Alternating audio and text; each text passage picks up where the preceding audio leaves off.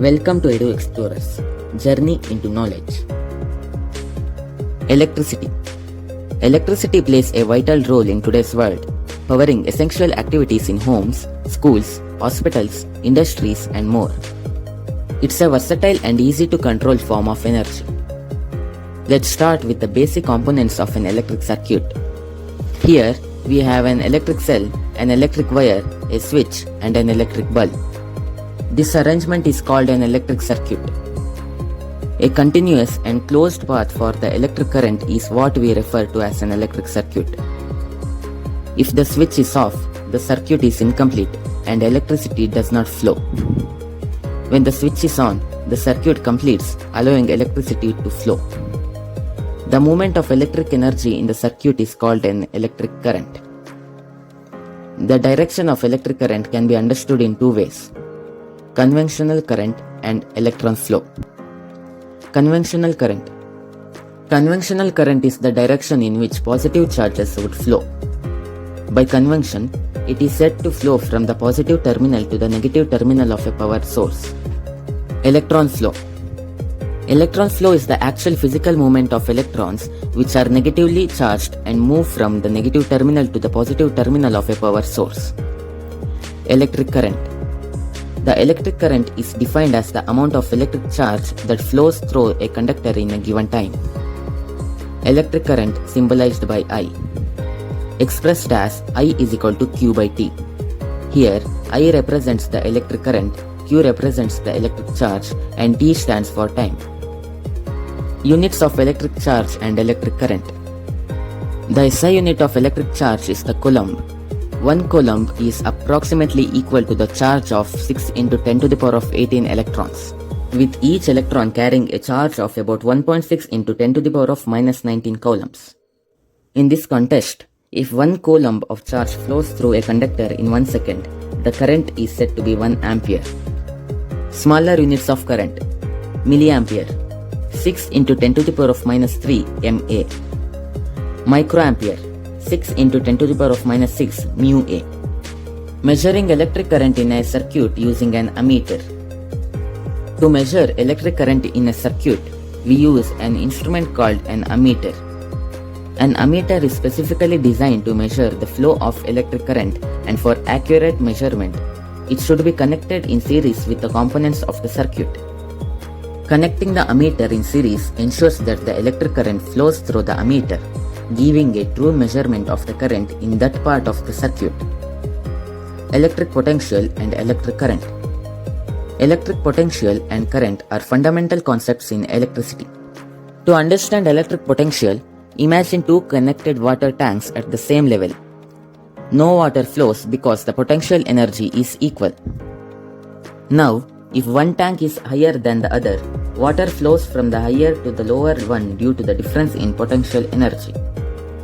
Similarly, in an electric circuit, the flow of electricity takes place between the positive and negative poles of a cell because of the potential difference. Potential difference is the difference in the amount of energy that charge carriers have between 2 points in a circuit. The energy is transferred to the electric components in a circuit when the charge carriers pass through them. Potential difference is measured in volts and is also called voltage.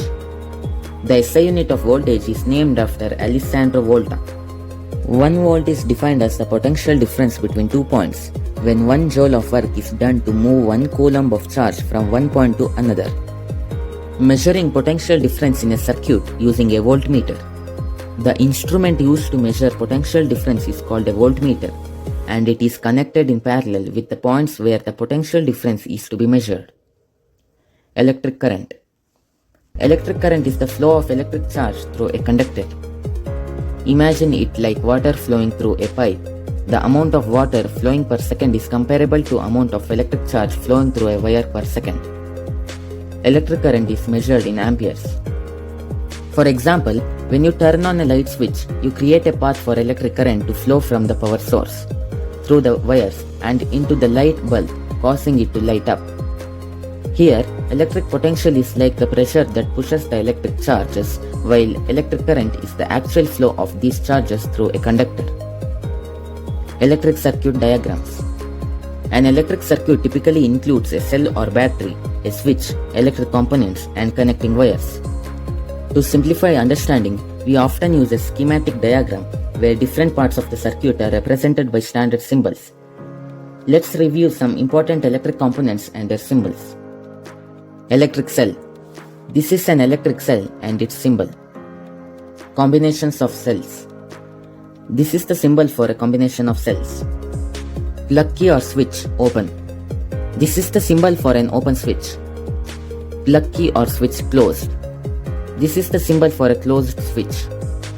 Electric bulb. This is the symbol for an electric bulb. Resistor. This is the symbol for resistance. Rheostat. This is the symbol for rheostat. Ammeter. This is the symbol for an ammeter. Voltmeter. This is the symbol for a voltmeter. By learning these symbols, you will be able to understand the diagrammatic representation of an electric circuit more effectively. Ohm's law. In 1827, German physicist George Simon Ohm proposed a law that describes the relationship between voltage, current, and resistance in an electrical circuit. Voltage is like the push or force that moves electric charges through the circuit. Current is the flow of electric charges within the circuit. Resistance is the property of a conductor that opposes the flow of electric charges, slowing it down. Ohm's law states that the current I in a circuit is directly proportional to the voltage V and inversely proportional to the resistance R. Simply put, increasing the voltage increases the current, while increasing the resistance decreases the current. Mathematically, the Ohm's law is written as V is equal to IR. I is equal to V by R, where V is the voltage, I is the current, and R is the resistance. Knowing any two of these values allows you to calculate the third one. To verify Ohm's law, we need several components: cells, a cell holder, a conductor, an ammeter to measure electric current, and a voltage to measure voltage. Here's how to set up and conduct the experiment. Set up the circuit. Connect the circuit with one cell in the cell holder and ensure that the ammeter and voltmeter are properly connected to measure current and voltage respectively. Record measurements. With one cell, note down the readings shown on the voltmeter and ammeter and enter these values into a table. Add cells and record. Add a second cell to the battery and note the new readings. Repeat this process for 3 and then 4 cells, recording the readings each time. Table of values. With one cell, current is 15 amps, voltage is 15 volt. With two cells, current is 20 amps, voltage is 20 volt. With 3 cells, current is 30 amps, voltage is 30 volt. With 4 cells, current is 50 amps, voltage is 50 volt. Plot the data.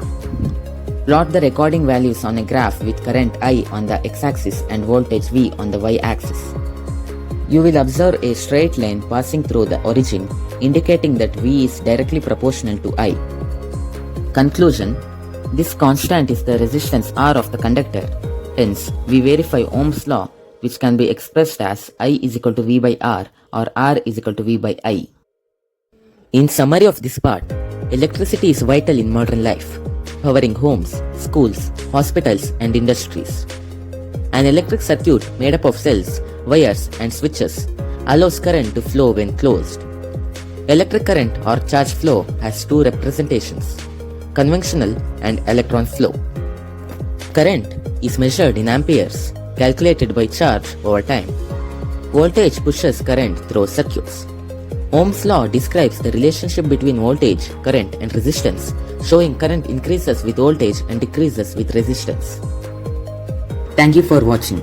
If you find this video helpful, please like, share, and subscribe to our EduExplorers.